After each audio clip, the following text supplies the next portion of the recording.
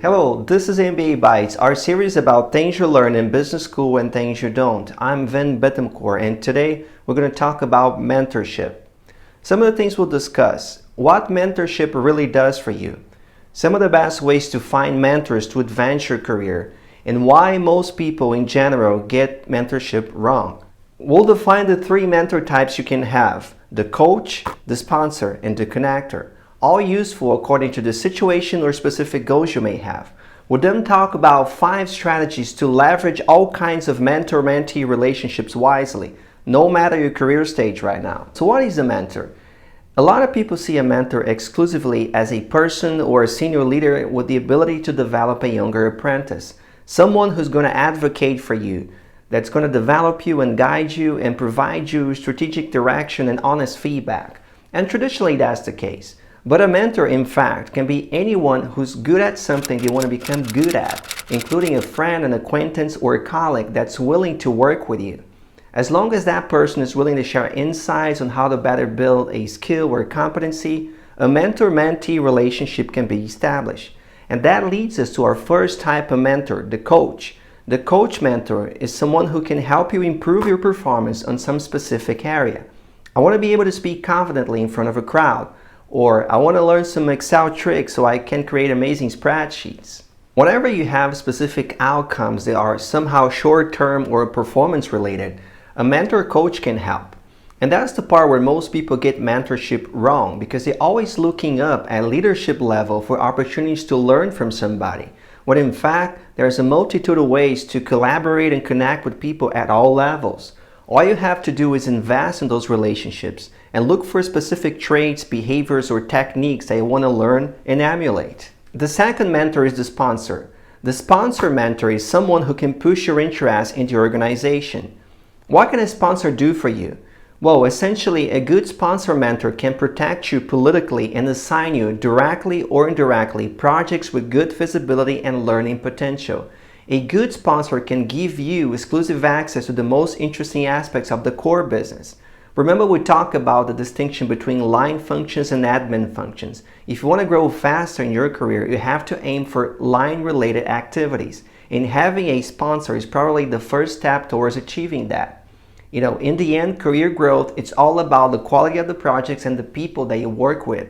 And a sponsor is a senior leader with direct control of the project pipeline. So you need access to the best projects, and having a sponsor is the way to go to achieve that. In exchange, a sponsor mentor wants your informal feedback from the trenches. Basically, they want to know how the team is taking on recent projects and recent initiatives, and how leadership can contribute to creating a more engaging environment. But remember, once you establish a mentor-mentee with someone at executive level, don't use that channel for gossiping or backbiting. This is a symbiotic relationship that relies on positive feedback. As much as the sponsor is politically important for you, so are your colleagues. You want to preserve their trust and support, or you get sabotage. In the end, don't be the apple polisher here.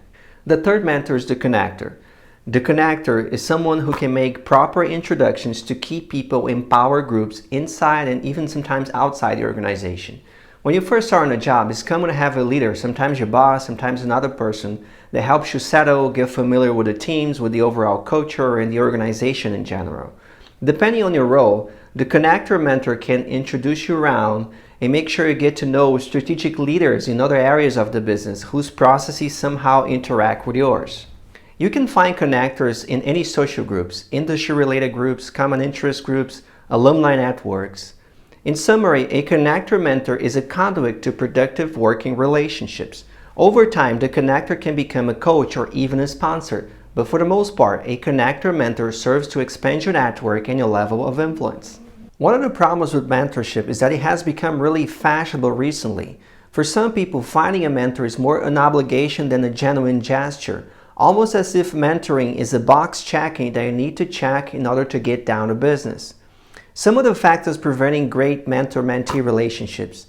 Senior leaders are reluctant to coach or to mentor junior staffers because they might fear the impression of favoritism.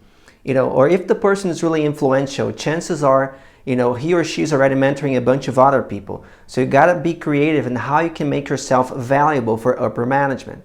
Remember, you're always competing for resources, including the privilege to work on the most interesting, high quality, high visibility projects. So in summary, you got to put a lot of drive and effort to find great mentors and to connect with them in order to advance your career. So here's 5 strategies to leverage mentorship wisely and avoid some of the classic pitfalls we just talked about. Strategy 1, define why you need a mentor. Beyond sponsorship, are you trying to assimilate the company's culture and how business is done? Are you looking for long-term career guidance? Are you looking for specific guidance on how to fix a bad process, how to make a great presentation, how to improve your sales pitch techniques? Define the goal. Strategy 2, choose someone you relate to, not just a powerful person. Look for people you like and respect, someone you aspire to become someday. If you don't find people like that where you are, chances are you might be in the wrong place. Remember the 3 must-haves of career acceleration: the right company, the right boss, and the right assignments. Strategy 3, over-deliver. Mentors are motivated by legacy. They want to pass on their knowledge to people who are driven and competent. In exchange, they expect you to be focused and organized. Hey, I have a draft of the proposal for you in about a week. 3 days later, hey, I know it's only been 3 days, but here's the first draft. Would love to see what you think. Strategy 4, be mindful of their time. Mentors are busy people. Prepare in advance, take notes, define clear-cut goals at the end of each session. Keep emails short. When you reach out in between meetings, make sure you ask direct questions that require a yes or no approach. Save the philosophical discussions for when you meet. When you submit something for review, allow enough time for feedback. Don't push for an answer, just wait. Strategy 5, be an energy donor, not a recipient. Enthusiasm, excitement, gratitude for the person's time are basic ingredients. No complaining, no gossiping, no backbiting. You always come in a good mood, fresh, inspired, and ready to rock.